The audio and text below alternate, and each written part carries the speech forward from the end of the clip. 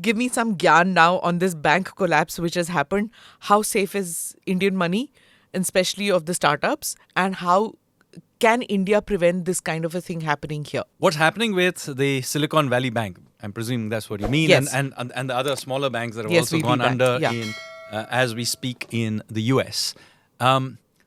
This is precisely what we were warning the world about, including the US.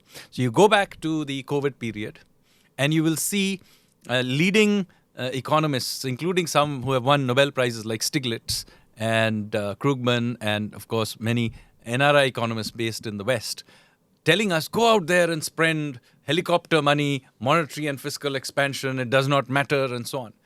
And you will remember that many of us who were in government, and myself personally, we were continuously saying, bad idea. This is not a demand-side shock to start with. This is a supply-side shock. And pushing in all this fiscal and monetary resources in this massive burst is going to create bubbles. Many developing countries have gone under, Pakistan or Egypt or Sri Lanka and so on. But even developed countries have ended up with massive debts, and also this rush of liquidity in then created all this dislocation in the Silicon Valley Bank as one example of it. What happened? They got a lot of money. They didn't know what to do with this. So they put them, I can't believe they did it, very frankly. They stuffed them into long bonds. Now, anybody who has even done the first undergraduate class of any bond maths when they're doing their finance course will know that any increases in interest rates will lead the bonds to crash. They put them in these 10-year treasuries, and inevitably when interest rates went back, the prices of those bonds collapsed, and essentially they went bankrupt. I can't believe this happened. But do remember that we were being advised to do this here in India. What I'm trying to say here is that we were being advised to do things would have inevitably led to exactly the things you are now seeing in the US and in Europe and other countries and the UK. All of them now have extremely constrained fiscal systems. They don't know what to do because they've already committed so much resources, massively over-indebted, inflation that is not in control. They're trying to control it by tightening monetary policy, but their banking system now cannot suddenly take this tightening. So, one of the important lessons here is never lose track of macroeconomic stability. The true test of economic character is being able to hold it together when you are under severe stress. And I think we passed that test. The true test. Why didn't the ratings agencies, why did they give them A ratings and stuff like that? The bank. This is a common problem. And this happened because of two reasons.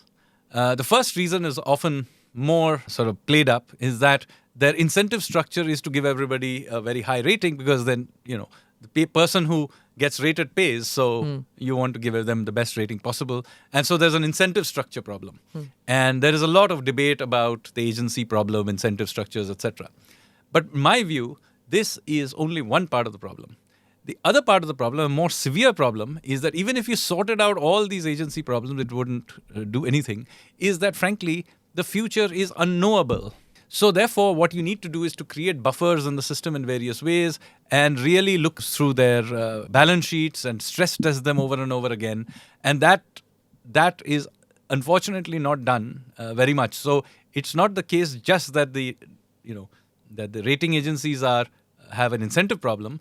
Many cases, they genuinely don't know what's happening. But that's their job. That's their job, but they don't do a good job of it. And I have written extensively on why, unfortunately, we end up taking these ratings way too seriously and hardwiring it into policy. So now what happens in these situations is suddenly everybody's ratings go down.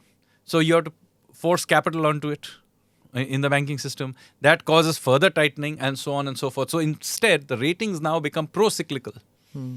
So just when you need more capital is when you are having these ratings downgrades. And even banks which are otherwise fine will suddenly find that they have to tighten things up. And when the whole system does this, you actually cause the problem to worsen.